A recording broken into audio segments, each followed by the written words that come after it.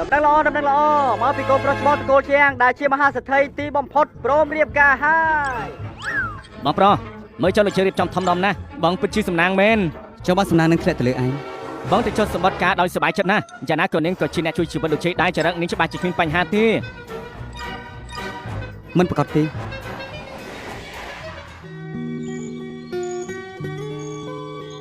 មិនដឹងថាលោកចាងមានមុខមាត់បែបណាទេ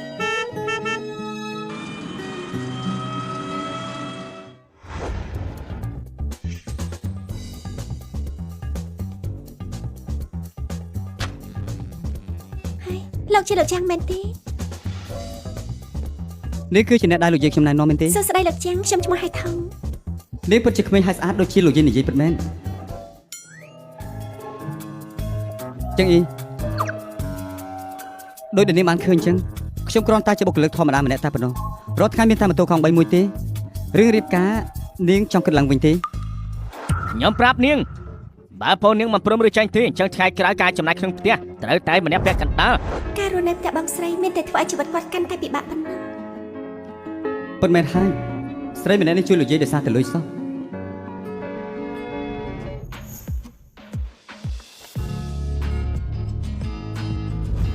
លោកជាងមិនបាច់គិតទេខ្ញុំព្រមរៀបការជាមួយលោកតោះពួកយើងទៅចុះសម្បត្តិអាពាហ៍ពិពាហ៍ទេ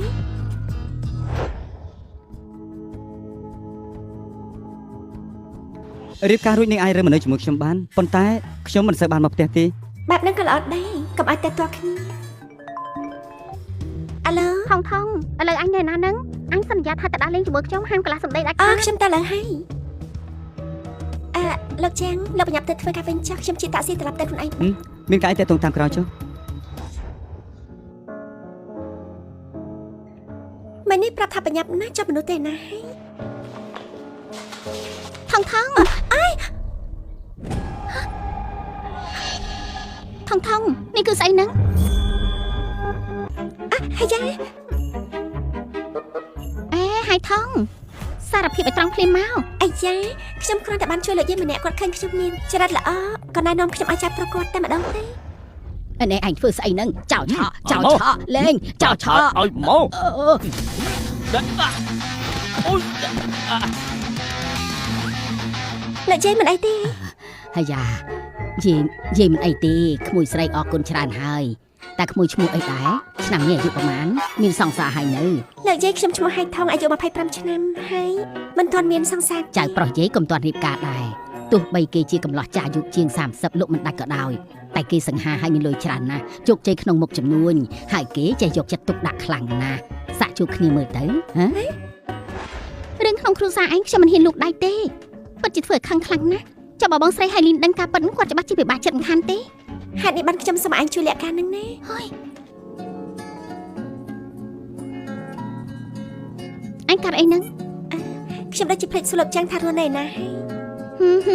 រឿងតូចតាចទេខលសួរគាត់តែដឹងហើយបងប្រុសខ្ញុំបានផ្ញើឯកសារចូលក្នុងទូរស័ព្ទបងហើយអាចភ្ជាប់ទូរស័ព្ទទៅស្លាយបានទេយកទៅ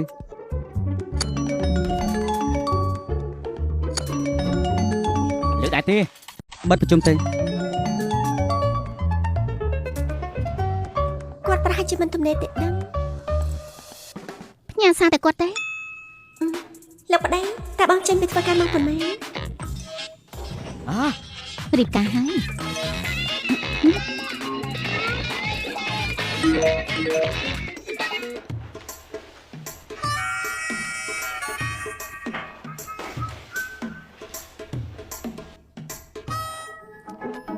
គាត់ប្រហែលជាកំពុងរវល់ខ្ញុំសាប់ផ្ញើសារម្ដងទៀតសិនលោកចាង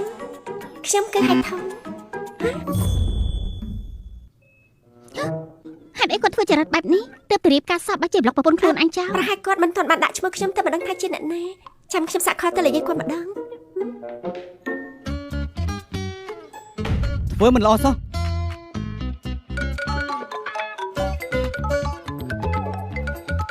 ចេញទៅក្រៅទៅ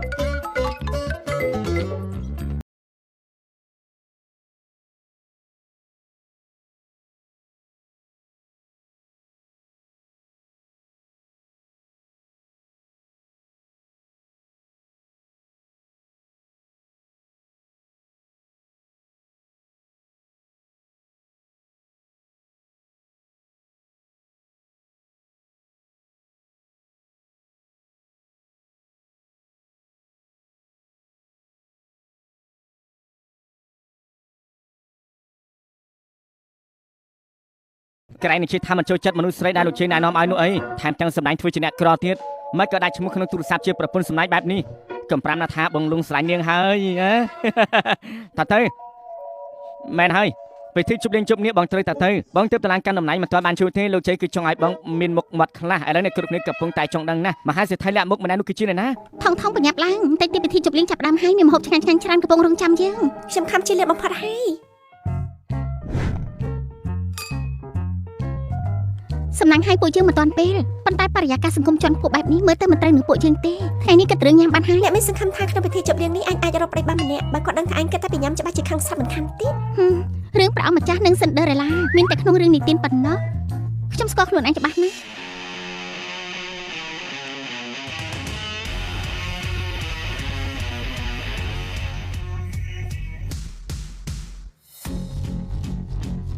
លោកប្រធានជាងមកហើយ លោកប្រធានជាងមកហើយ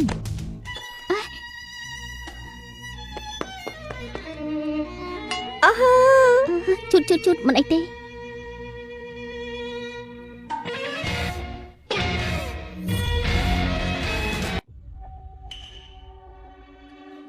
បងប្រុសមិនក៏បងថ្លៃមកដែរស្រីម្នាក់នេះមកទីនេះ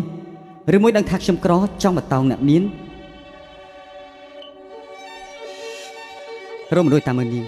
មើលថាតានាងតេតូនណាខ្លះថតរូបយើងផងដល់ថ្នាក់ហ្នឹងហ៎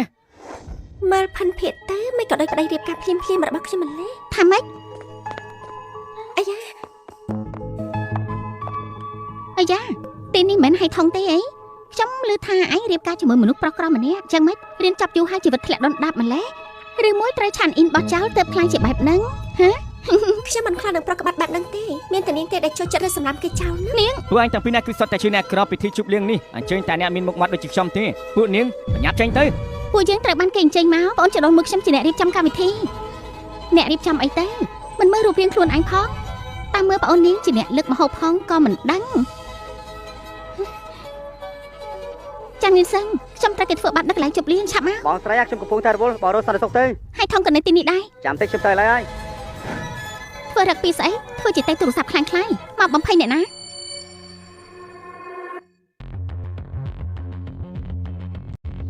បងប្រុសបងថ្លៃត្រូវគេធ្វើបាបហើយអ្នកណាហ៊ានធ្វើបាបនាង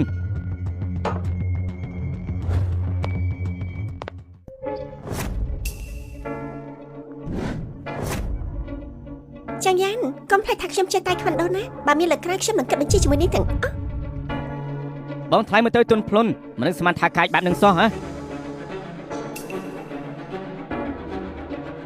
ស្រីចង្រៃហ៊ានពីសង្ស័យជើងផង ម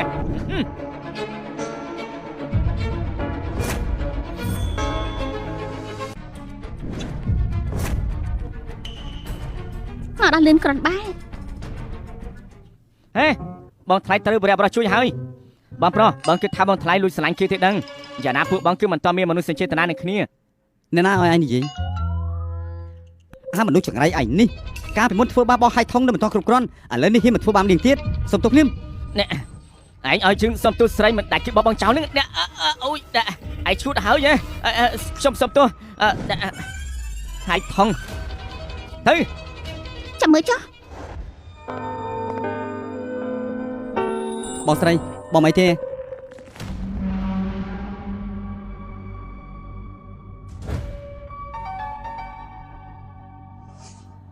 ដេញអ្នកបង្កចំនួនអបាញ់មិនចេះអស់ទៅព្រមទាំងគ្រួសារដែលនៅពីក្រោយរបស់ពួកគេផង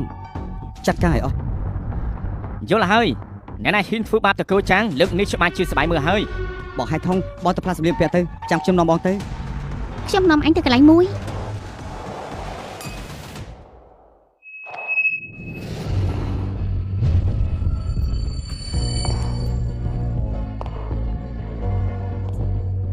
បងប្រុសប្រពន្ធបងតែងខ្លួនស្អាតណាស់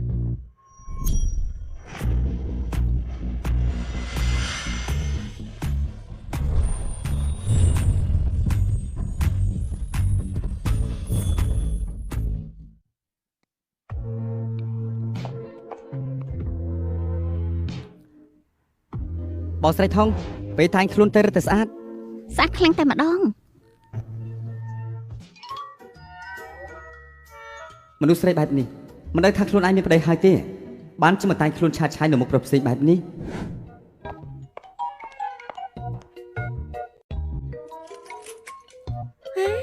មានរឿងអីហ្នឹង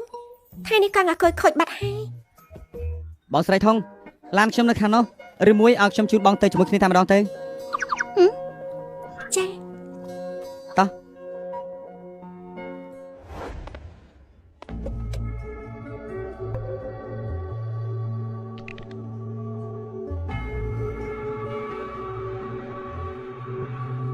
មានអ្នកខ្លះចាប់ដើមប្រច័ណ្ឌហើយតើមែនទេយើងមិនស្គាល់ពាក្យថាប្រច័ណ្ឌទេហើយក៏មិនដែរប្រច័ណ្ឌដែរពិតមែនទេមើលរូបថតនេះទៅបងច្បាស់ជាមិនចាប់អារម្មណ៍ទេឲ្យមកយើងមក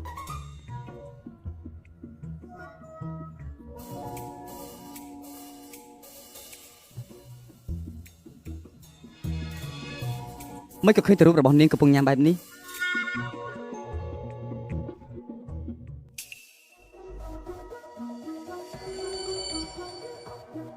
ចាងនីមសឹងគឺជាកូនប្រុសទូលរបស់តកូលចាងដ៏មានឥទ្ធិពលជាប្អូនចដូនមួយរបស់មិត្តភក្តិបងថ្លៃប៉ុន្តែបងថ្លៃចាត់ទុកគេត្រឹមតែជាប្អូនប្រុសទេតែកសែតភ្នែកគេមើលមកបងថ្លៃគឺបងមានគូប្រជែងហើយ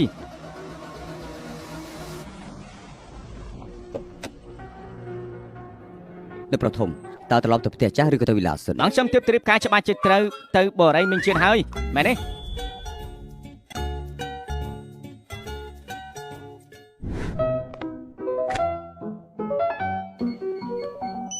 ការផ្ទៀងទាត់បរាជ័យ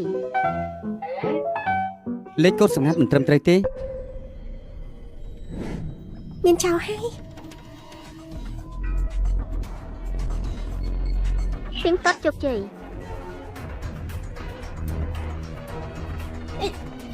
អេគឺខ្ញុំលោកចាងគឺជាលោកសាន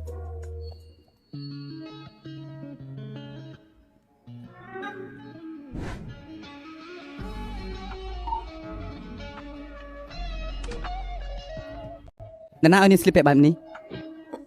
ខ្ញុំអត់មានចេតនាទេខ្ញុំរៀបការជាមួយលោកហែងតាអញ្ចឹងថ្ងៃក្រោយត្រូវចាំមុខប្តីឲ្យច្បាស់សិនថ្ងៃក្រោយឈប់ពាក់អាវគេងឲ្យបើកទ្វារទៀតខ្ញុំតែគេងមុនហើយមិនក៏ស្រីម្នាក់នេះទៅគេងនៅក្នុងបន្ទប់នោះថ្ងៃដំបូងដែលរៀបការបែបនេះមិនក៏ត្រូវគេងបែកបន្ទប់គ្នាទៅវិញ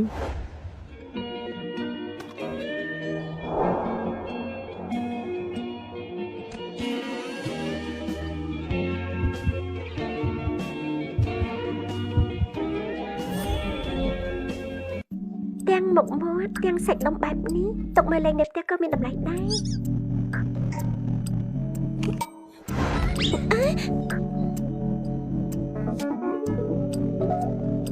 នេះគេអៀនហើយមែនទេ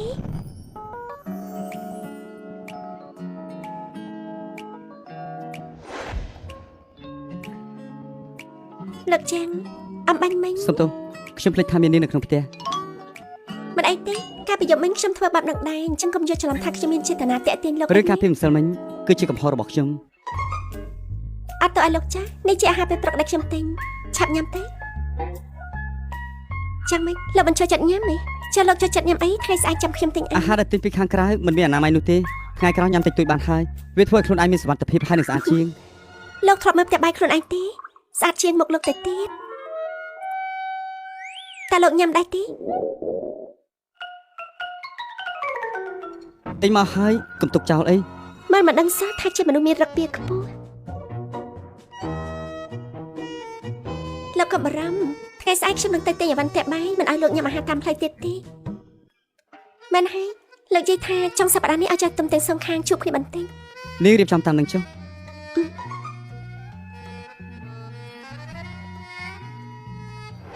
ទិញអីវ៉ាន់ត្រូវចំណាយលុយ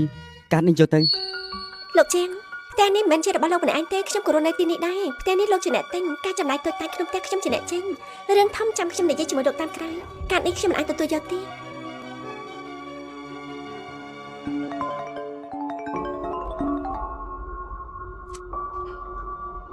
អាឡូអ្នកមីងចាំយ៉ាងអ្នកមីងឆាប់មកជួយម៉ាក់ខ្ញុំផងថាម៉េចចាយលុយជឹងស្លីបពាក់របស់ជឹងគ្រាន់តែសម្ដីប្រមាណបានសង្ស័យថាជាមីស្រីនាងចង់ត្រូវហើយមែនទេបងស្រីហ៊ានវាយគេសាមើលទៅ គ្រាន់តែជាប្តីក្រីក្ររបស់ស្រីម្នាក់នេះសោះមិនក៏មានអំណាចជាងថៅកែចំទៅទៀត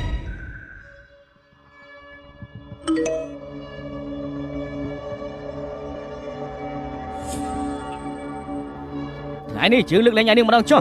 តែធ្វើការវិញ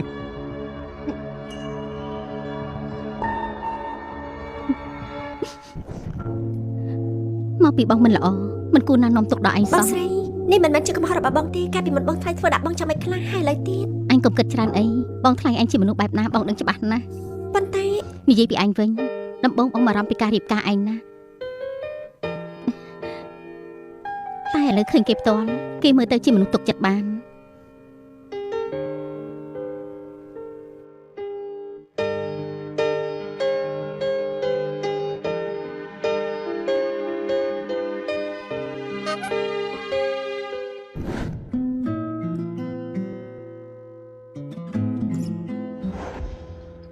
នឹកគិតរឿងការព្រឹកមិញទៀត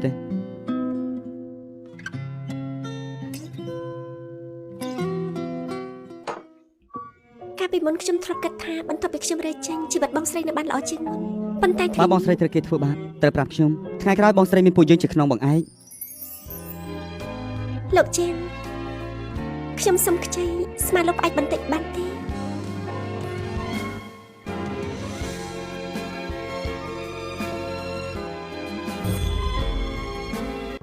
អារម្មណ៍មានបងឯងបែបនេះពិតជាល្អណាស់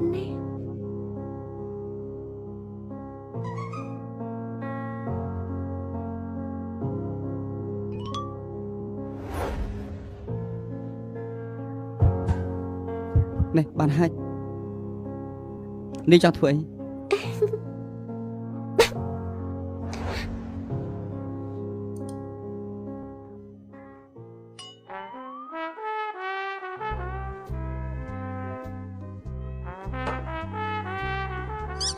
លោកជេន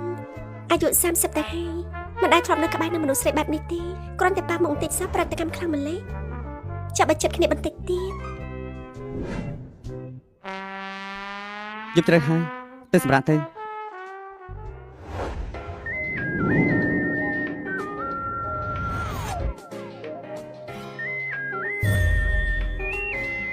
លោកជេនបើសិនជាលោកគិតថាអាចប៉ះមុខខ្ញុំបានក៏ប៉ះចាស់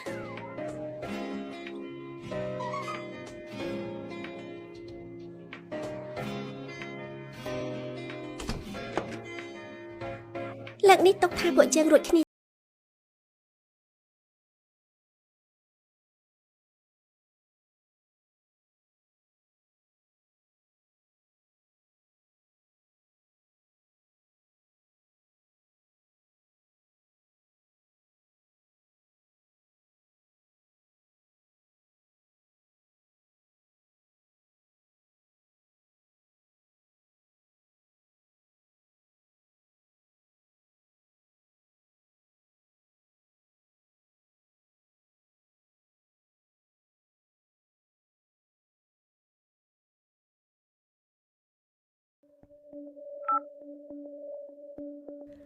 ជួយស៊ើបប្រវត្តិបងថ្លៃឯងប្រហែលឆ្នាំនេះបន្តិចមនុស្សខ្លះមកនិយាយថាមិនចូលចិត្តមិនខ្វល់តែបែរជាបារម្ភពីគេបែរជាស៊ើបពីប្រវត្តិរបស់គេអញ្ចឹងទៅវិញហ៎ព្រឹកស្អែកនេះខ្ញុំចង់ឃើញឯកសារទាំងអស់នៅលើតុធ្វើការរបស់ខ្ញុំលោកជេនលោកជេនយប់ច្រើនណាស់ហើយមិនក៏នៅធ្វើការទៀតពិតមែនហើយតើការធំគាត់ដាក់ការងារឲ្យធ្វើទាំងយប់ហើយឲ្យប្រគល់ឲ្យនៅព្រឹកស្អែកនេះថាការរបស់លោកពិតជាចិត្តអាក្រក់មែនបានហើយប្រញាប់ចូលគេងទៅកុំគេងលើសឡុងទៀតអី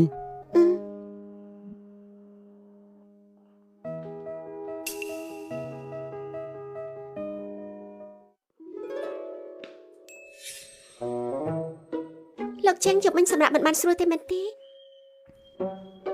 មិនមែនមកពីនាងទេអូឬមួយត្រូវខ្ញុំលួចបន្លំគេខ្លាំងពេក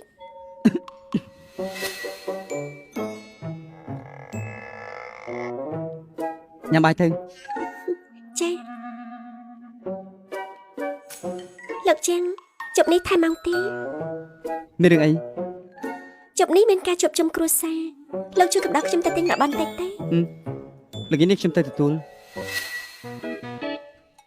ហើយមិនក៏មានអ្នកខ្លាមើលទៅដូចជាមិនសូវពេញចិត្តអញ្ចឹងបងប្រុសមិនទៅបានទិញខ្លួនទទួលជាបងថ្លៃទេជ្រិញណាស់ រឹកពីបែបនឹងច្បាស់ជាមើលមិនឃើញទេ មិនឆាប់ហុយឯកសារមកឲ្យយើងទៀតទេ ស្ទើរតែភ្លេចការងារចម្បងនេះឪពុកម្ដាយបងថ្លៃស្លាប់នៅក្នុងគ្រោះថ្នាក់ចរាចរណ៍ហើយលុយសំណងត្រូវសាច់ញាតិចិត្តអាក្រក់ចែកគ្នាមានតែបងស្រីរបស់គាត់ម្នាក់គត់ដែលព្រមធ្វើការបណ្ដាចិញ្ចឹមប្អូនឲ្យរៀនបណ្ដាក្រោយមកបងស្រីក៏បានរៀបការទៅបងថ្លៃក៏រស់នៅក្នុងផ្ទះជាមួយបងស្រីចុងក្រោយក៏ត្រូវដេញចេញយ៉ាងម៉េចកំពុងលួចអាណិតនាងមែនទេចង់ឲ្យខ្ញុំនេះទៅរកវិធីដើម្បីទាក់ទាញចិត្តបងថ្លៃទេ ឈៀងអីឈិន ខ្ញុំដឹងថាបងគឺចង់សាឡបងអតាចរិតបងថ្លៃសិន ជិលល្បិចឯងនិយាយមិននេះគឺជាអ្វី ខ្ញុំនឹងថាបងច្បាស់ជ្រុងស្រឡាញ់បងថ្លៃហើយ និយាយតែផ្ដាស់ស្អីយើងនឹងបងថ្លៃឯងរៀបការរួចហើយទោះជានេះមិនចង់ការសាឡរបស់យើងក៏ដោយក៏យើងត្រូវបំពេញតួនាទីជាប្តីល្អម្នាក់ដែរ ប្រោះព្រៀនកំរំអីតាមបទពិសោធន៍នៅក្នុងរឿងស្នេហាជាង20ឆ្នាំខ្ញុំនេះគួរតែធ្វើបែបនេះណា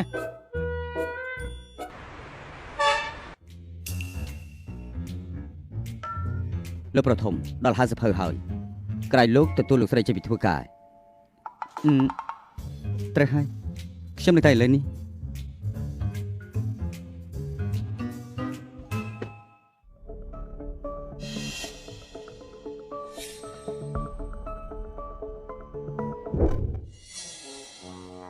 ចាំងនានសឹង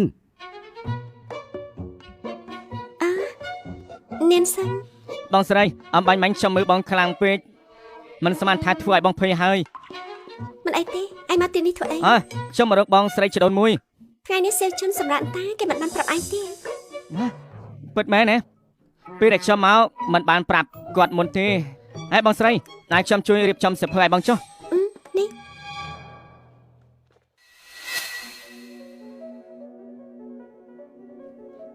ប្រយ័ត្ន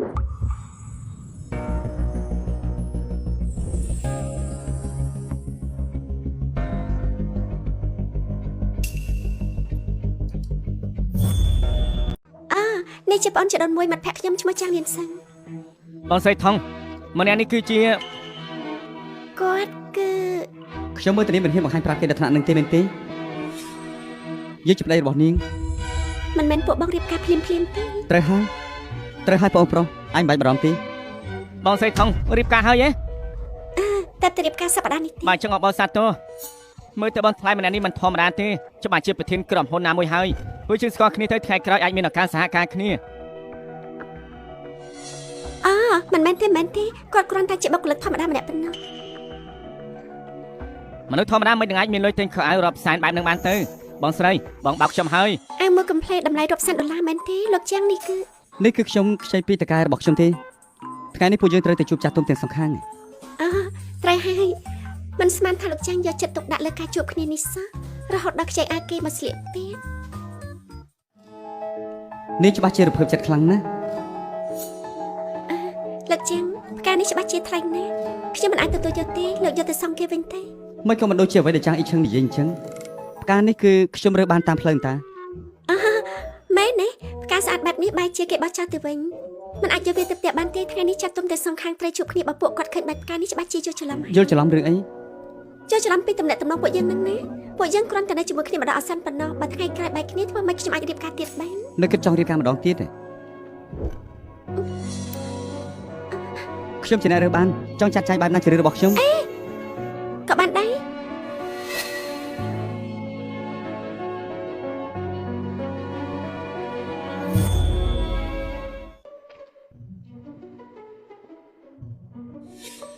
ចាំងអ៊ីឲ្យឯងមកទទួលយើងនៅទីនេះចុះគេតាណាបាត់ហើយ ទទួលលោកស្រីហើយថែមទាំងជួយលោកស្រីទៅទិញទំនិញនៅផ្សារទំនើបទៀត ថាម៉េចអាល្អិតម្នាក់នេះព្រមតែដាក់ផ្សារទំនើបផងអាយយពិតជាកម្រណាស់រាល់ដងយើងហៅគេទៅផ្សារកំដរយើងបន្តិចបើមិនប្រាប់ថានៅក្រុមហ៊ុនក៏ប្រាប់ថាកំពុងប្រជុំឬជាប់ចាត់ចែងឯកសារឥឡូវបែរជាចេះកំដរប្រពន្ធទៅទិញអីវ៉ាន់ទៀត លោកយាយ ហើយថង លោកម្នាក់នេះខ្ញុំស្គាល់លោកជាតកងណារបស់មហាសេដ្ឋីមែនទេលោកស្គាល់លោកយាយដែរមែនទេ មិនស្គាល់ទេមិនស្គាល់ទេ អូទៅតែស្គាល់ខ្ញុំរត់ឡានឈ្នួលក្រៅបងធ្វើការ តាមពិតបែបនេះសោះធ្វើការឲ្យមហាសេដ្ឋីក៏មិនស្រួលដែរអញ្ចឹងបើបានជួបគ្នាហើយតែញ៉ាំបាយនៅផ្ទះរបស់ខ្ញុំជាមួយគ្នាទេ ញ៉ាំបាយមែនទេខ្ញុំគិតថាមិនបាច់ទេដឹងគឺគាត់រវល់ណាស់ពួកយើងកុំទៅរំខានការងាររបស់គាត់អីល្អជាងអូត្រូវឲ្យខ្ញុំមានការស សុំលាទៅមុនហើយអញ្ចឹង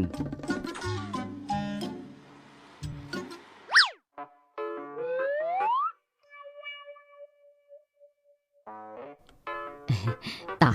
ពួកយើងទៅផ្ទះញ៉ាំបាយវិញតោះ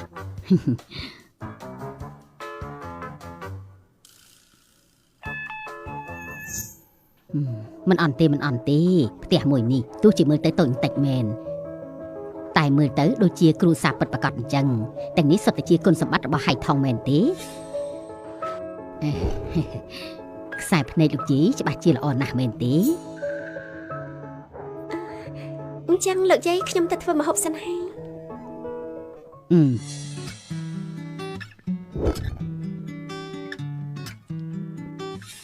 ហៃថង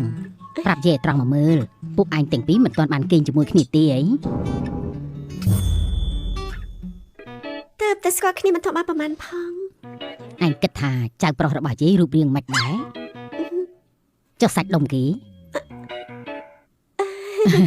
អញ្ចឹងពិតជាត្រូវហើយអញឆ្លៀតឱកាសចាប់បង្ខំគេទៅឆ្នាំក្រោយបើការចៅស្រីឲ្យយាយម្នាក់មកដល់ពេលនោះយាយនឹងប្រគល់ទ្រព្យសម្បត្តិទាំងអស់ឲ្យទៅឯង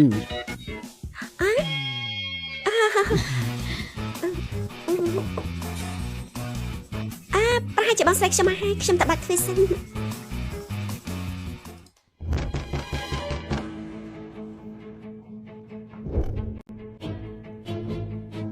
គ្រាន់តែបើកធ្វើសោះមិនក៏ធ្វើរឿងវាច្រើនម្លេះ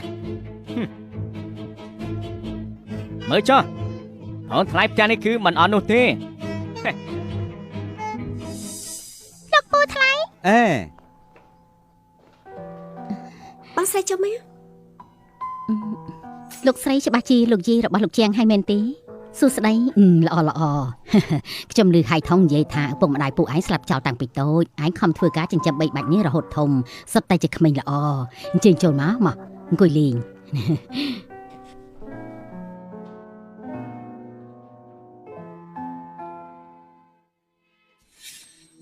អូនថ្លៃ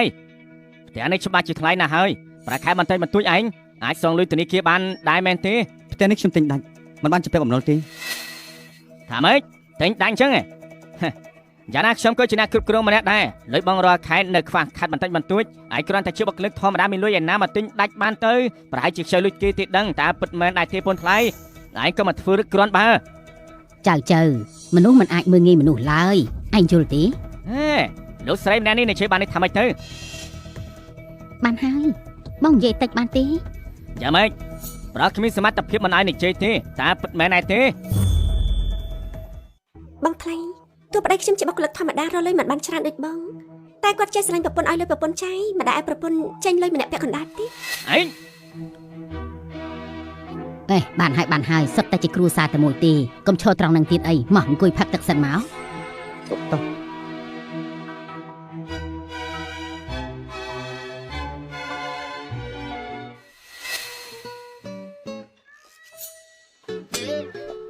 ខ្ញុំជួយនាងមិនបាច់ទេខ្ញុំធ្វើខ្លួនឯងបានហើយលោកតែក្រែងនិយាយលេងជាមួយពួកគាត់ទេលោកយាយកំពុងតែនិយាយលេងជាមួយបងស្រីហើយនឹងបងថ្លៃរបស់នាងនិយាយត្រូវគ្នាទេអញ្ចឹងលោកជួយលាងចានបន្តិចទេល្អ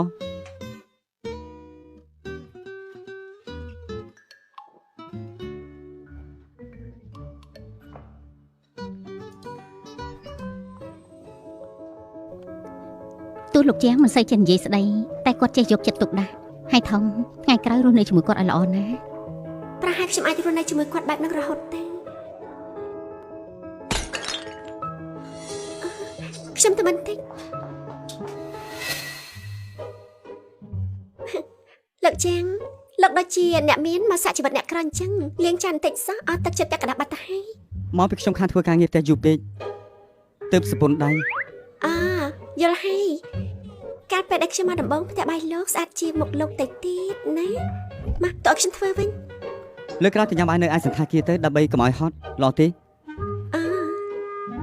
មែនហើយថ្ងៃនេះពេលដែលមកដល់ផ្ទះនាងនឹងលោកយាយនិយាយស្អីខ្លះនៅក្នុងផ្ទះបាយនោះលោកយាយសួរថាពួកយើងកាច់បាយបន្ទប់គ្នាមែនទេគាត់ឲ្យខ្ញុំធ្វើខ្លួនក្លាហានបង្ខំលោកកេងជាមួយ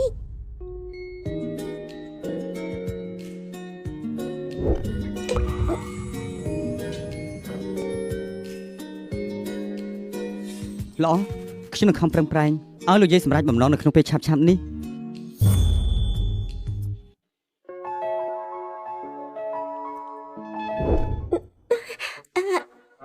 ខ្ញុំថាខ្ញុំនាងច័ន្ទវិញល្អជាងពេលនេះពួកគាត់កំពុងរងចាំ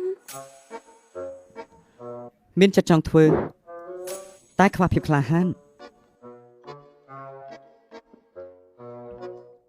លោកជាងគ្រួសារលោកតាំងពីចំនួនមុនមកមិនដែលមានកូនស្រីទេត្រូវហើយតាំងពីចំនួនលោកតាមកគឺសុទ្ធតែជាមនុស្សប្រុសទាំងអស់មិនផ្លែកទេដែលលោកយាយចិត្តល្អខ្លាំងម្ល៉េះគាត់ថាឲ្យតែខ្ញុំបង្កើតចៅស្រីឲ្យគាត់នឹងប្រកួតទ្រព្យសម្បត្តិទាំងអស់ឲ្យខ្ញុំគាត់ពិតជាចិត្តទូលាយមែនទ្រព្យសម្បត្តិរបស់គាត់យ៉ាងតិចណាស់ក៏រាប់ពាន់លានដែរតាមពិតតាំងពីដំបូងមកនាងចង់បានតែទ្រព្យសម្បត្តិលោកយាយសោះសូម្បីតែខ្ញុំក៏ស្ទើរតែត្រូវនាងបោកបានដែរលោកជាងខ្ញុំនិយាយខមមិនទេ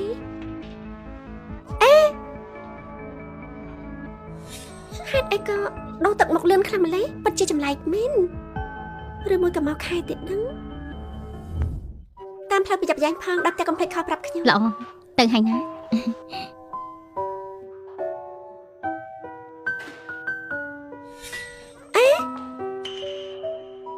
ប្រសិទ្ធដុំមកមុនមិនក៏ត្រូវឲ្យខ្ញុំទៅលួងរហូតអញ្ចឹងមិនបាច់ខ្វល់ពីគាត់ទេហើយទីបំផុតបានសម្រាប់ឲ្យ hot stir ស្លាប់នេះជាអីហ្នឹង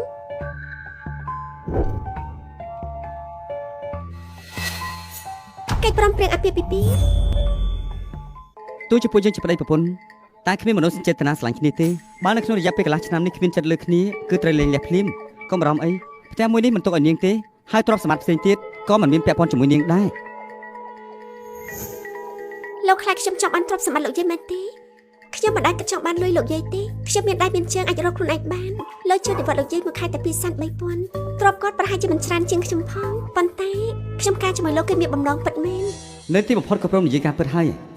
ខ្ញុំរៀបការជាមួយលោកគឺដើម្បីបងស្រីខ្ញុំព្រោះគាត់ឆ្លោះគ្នាជាមួយបងថ្លៃចំណុចនេះខ្ញុំគ្មានអីត្រូវលាក់បាំងទេម្យ៉ាងទៀតអរគុណលោកជាងដែលផ្ដល់កន្លែងស្នាក់នៅមិនគិតថ្លៃប្រការទី1ក្នុងកិច្ចសន្យានេះគឺមិនអាចកេងរួមបន្ទប់គ្នាបានទេរូបរាងសង្ហារបស់លោកជាងបែបនេះបើថាជាលេខ1គ្មានអ្នកណាគេហ៊ានធ្វើលេខ2ទេតម្រុកមុខក៏សង្ហាសាច់ដុំក៏ស្អាត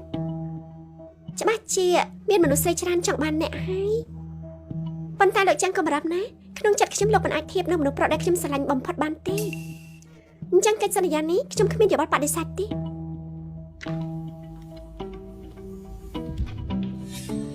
មនុស្សប្រុសដែលនាងស្រឡាញ់បំផុតនាងមានអ្នកនៅក្នុងចិត្តហើយនៅតែព្រមរៀបការជាមួយខ្ញុំទៀតត្រូវហើយមនុស្សម្នាក់នោះអ្នកណាក៏ស្រឡាញ់ដែរ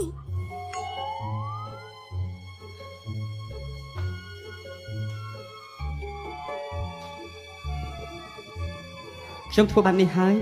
នាងមិនខឹងមិនខ្វល់នឹងខ្ញុំសូម្បីតែបន្តិច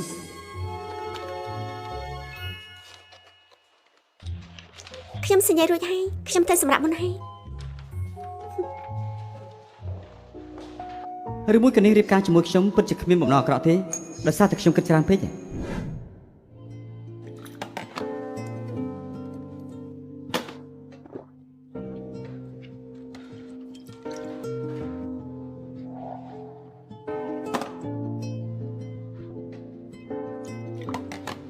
បានហើយបងប្រុសបើបងនៅតែផឹកបែបហ្នឹងទៀតគឺអាចចាំងបែបនោះស្លាប់បានណាបងស្រីគឺច្បាស់ជាជុំមិនខានទេនាងគ្មានថ្ងៃយំដោយសារយើងទេដើមឡើយគួរតែនាងដែលជាអ្នកពិបាកចិត្តតែដល់ចុងក្រោយអ្នកដែលពិបាកចិត្តគឺជាយើងទៅវិញទេនាងមិនខ្វល់ថាកិច្ចសន្យានឹងសាហាវប៉ុណ្ណាតឹងរឹងដល់កម្រិតណាដោយសារតែនាងមិនខ្វល់ពីយើងហ្នឹងណាបើចង់បងចង់បានបែបណាកិច្ចសន្យានោះបងជាអ្នកសរសេរខ្លួនឯងឥឡូវបងថ្លៃធ្វើតាមឲ្យបងបែរជាមិនសប្បាយចិត្តត្រូវហើយខ្ញុំជាអ្នកចង់បានបែបហ្នឹង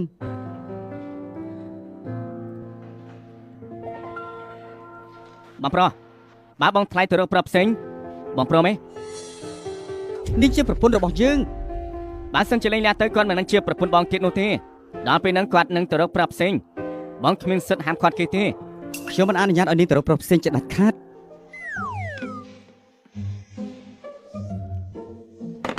នេះច្បាស់ជាលងស្រឡាញ់គេដល់ខ្លួនមិនរួចបងប្រុសទោះបងថ្លៃចង់បានលុយមែនក៏បងមិនខ្វះលុយដែរខ្លាចអី ហើយម្ចាំងវិញទៀតនេះគ្រាន់តែជាការប៉ាន់ស្មានខ្ញុំប៉ុណ្ណោះទេកិច្ចសន្យានៅសល់2កន្លះឆ្នាំទៀតបើបងឆ្លាញ់បងថ្លៃពិតមែនក្នុង2កន្លះឆ្នាំនេះត្រូវតែឆ្លាញ់គាត់ឲ្យបានរួចហើយក៏បងខំគាត់ទៅ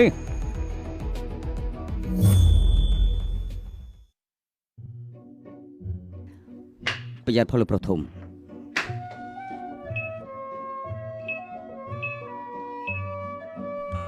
ផ្ទៀងផ្ទាត់បរាជ័យ លោកប្រុសធំលោកចាំលេខកូនផ្ទះខ្លួនឯងបានទី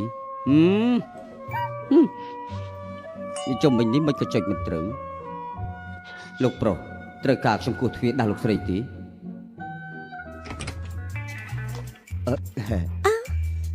លោកតកងឡានគឺលោកទៀតហើយយកជ្រៃហើយនៅចាញ់រត់ឡានទៀតទេ អូគឺដើម្បីសុវត្ថិភាពប្តីអ្នកស្រីស្វឹងស្រាហើយខ្ញុំជូនគាត់មក អាយ៉ាអើក៏លោកច្រើនហើយ មិនអនុញ្ញាតឲ្យញញឹមដាក់ប្រុសផ្សេងនោះទេនេះបាទដែរ អរគុណ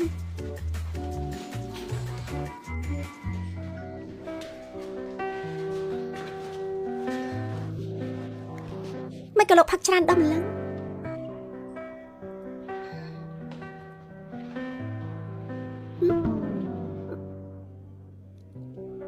មកពីខ្ញុំ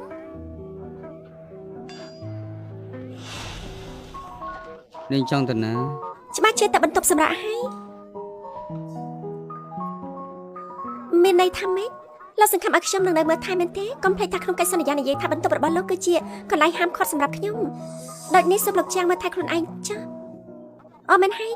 កុំតន់អាលងូតទឹកលោកស្វឹងខ្លាំងបែបនេះខ្ញុំខ្លាចលោកលងទឹកស្រាប់ក្នុងអាងងូតទឹក នាងជាប្រពន្ធខ្ញុំនាងជួយងូតទឹកឲ្យខ្ញុំមានតខអី ផាក់ស្រាច្បាស់ជាធ្វើឲ្យភ្លេចរឿងអស់ហើយលោកភ្លេចកិច្ចសន្យាអស់ហើយពួកយើងគ្រាន់តែជាប្តីប្រពន្ធខ្លាំងខ្លាយកន្លះឆ្នាំក្រោយពួកយើងត្រូវបែកផ្លូវគ្នាហើយ កិច្ចសន្យាចង្រៃ កិច្ចសន្យានៅសល់2កន្លះឆ្នាំទៀតបើបងឆ្លាញ់បងថ្លៃពិតមែន2កន្លះឆ្នាំនេះត្រូវតែតាមឆ្លាញ់គាត់ឲ្យបានរួចហើយក៏បងខំគាត់ចូលត្មងទៅ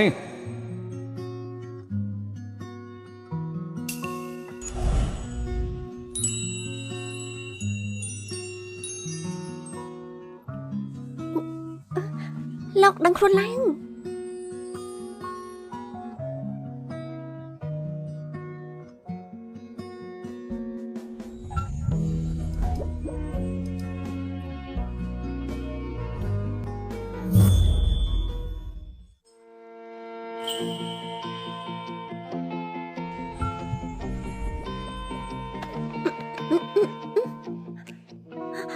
លោកជាងលោកមានដឹងទេទង្វើរបស់លោកឥឡូវនេះគេហៅថាឆ្លៀតឱកាសពេលស្វឹង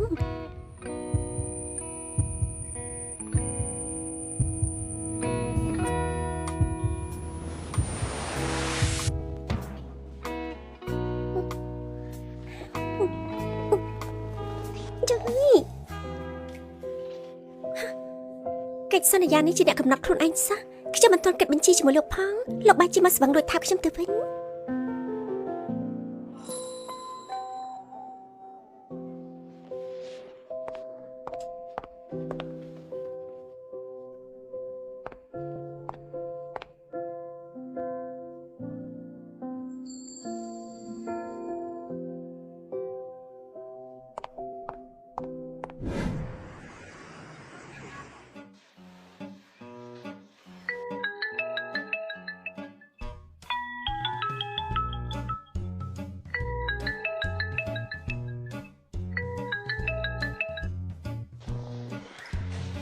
បងប្រុស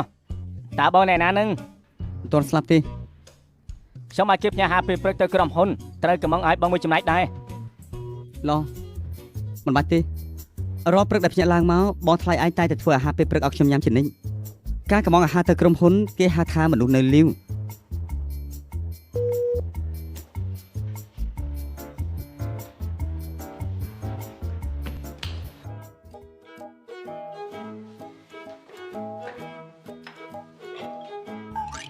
យ៉ាងតាមខ្លឹមសារក្នុងកិច្ចសន្យាសូមលោកចាំងរៀបចំអាហារ3ពេលដល់ខ្លួនឯងចា៎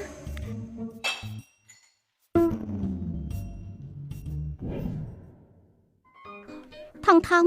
អញកំដរខ្ញុំទៅណាត់ជួបនៅហាងកាហ្វេ CE បានទេ មិនទៅទេ ហើយយ៉ាថងថងជូនខ្ញុំទៅបន្តិចទៅណា ហើយចា ថងថង ចៅកំដរសេជុនតណាត់ជួបចោ លោកយាយមិនក៏លោកយាយមកទីនេះ យាយចង់មកនិយាយលេងជាមួយឯងនឹងទើបមកនឹងក៏លឺសេជុននិយាយពីរឿងណាត់ជួបឯងនិងសេជុនជាមិត្តល្អនឹងគ្នានាងតណាត់ជួបឯងគួរតែកំដរនាងទៅបន្តិចទៅក៏អាចជួយពិនិត្យមើលនាងផងដែរត្រូវទេថងកំដរខ្ញុំទៅណា ល្អតែលើកនេះម្ដងគាត់លើកក្រោយមិនទៅទេណា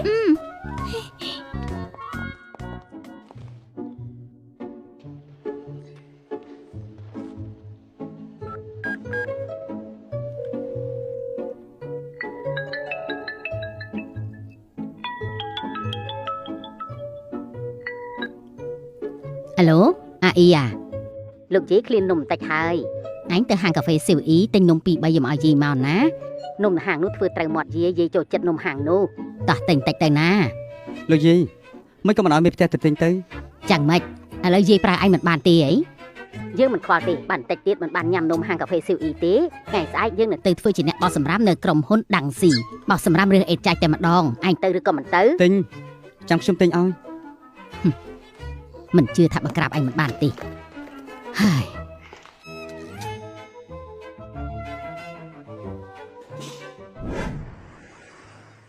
លក្ខខណ្ឌរបស់ខ្ញុំដែលនាងសៅច្បាស់ដឹងហើយជាអ្នកដឹកនាំសាខាក្រុមហ៊ុនជាអ្នកជោគជ័យនិងមានសមត្ថភាពខ្ញុំគិតថាអ្នកនាងសៅច្បាស់ជាគ្មានអ្នកណាមានលក្ខខណ្ឌល្អដូចខ្ញុំទេហើយម្ចាំវិញទៀតអ្នកនាងក៏ច្បាស់ជាទទួលការអប់រំនៅក្នុងសម័យទំនើបដែរអញ្ចឹងក្រៅពីរឿងការពួកយើងចេញលុយម្នាក់ពាក់កណ្ដាលគ្មានបញ្ហាទេមិនទេនៅមានរឿងមួយទៀតថ្ងៃក្រោយបើមានកូនខ្ញុំ សុំទៅបន្ទប់ទឹកមួយផ្លែត នៅខាងនោះលោកស្រីដូចជាកំពុងធ្វើការណាត់ជួបលោកប្រុសប្រហែលជាមានការយល់ច្រឡំហើយ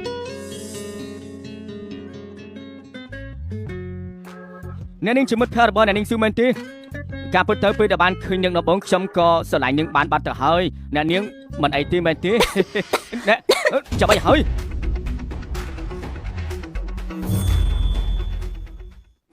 អ្នកនាងមិនអីទេអ្នក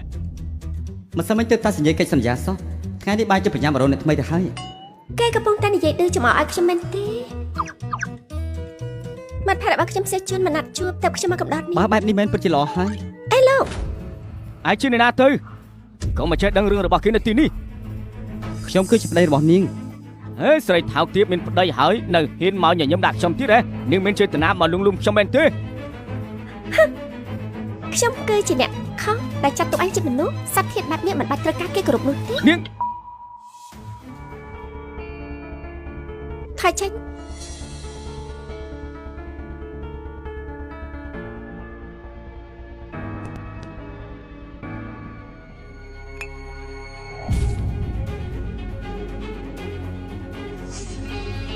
នាងអូយដាក់អូយដាក់ឈឺដាក់ឈឺណាខ្ញុំខុសហើយដាក់អូយ ចេញទៅ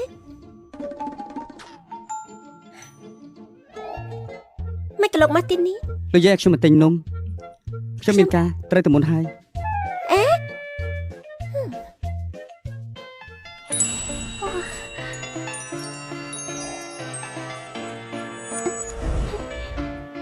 ថងប្រុសសង្ហាម្នាក់នេះមកពីណាមិនឲ្យគេនៅលេងបន្តិចទៀតទេ ជាប្តីឈួតជ្រូករបស់ខ្ញុំ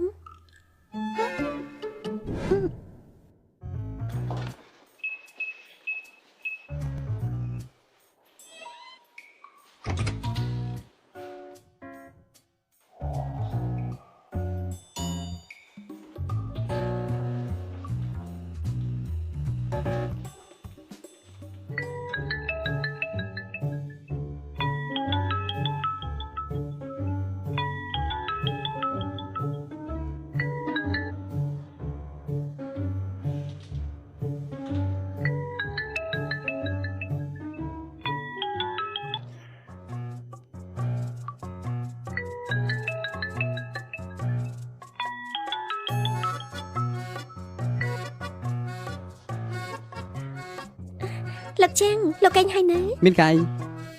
លោកចាក់សាវខាងក្នុងខ្ញុំចូលមិនខាតទេ ខ្ញុំស្មានថាយប់នេះនាងទៅគេនៅសន្តាគារបាត់ហើយ បើលោកចង់ឲ្យខ្ញុំទៅគេនៅសន្តាគារក៏មិនមែនថាមិនបានដែរចៃដន្យអីខ្ញុំក៏ចង់ទៅសាឡបងមើលដែរ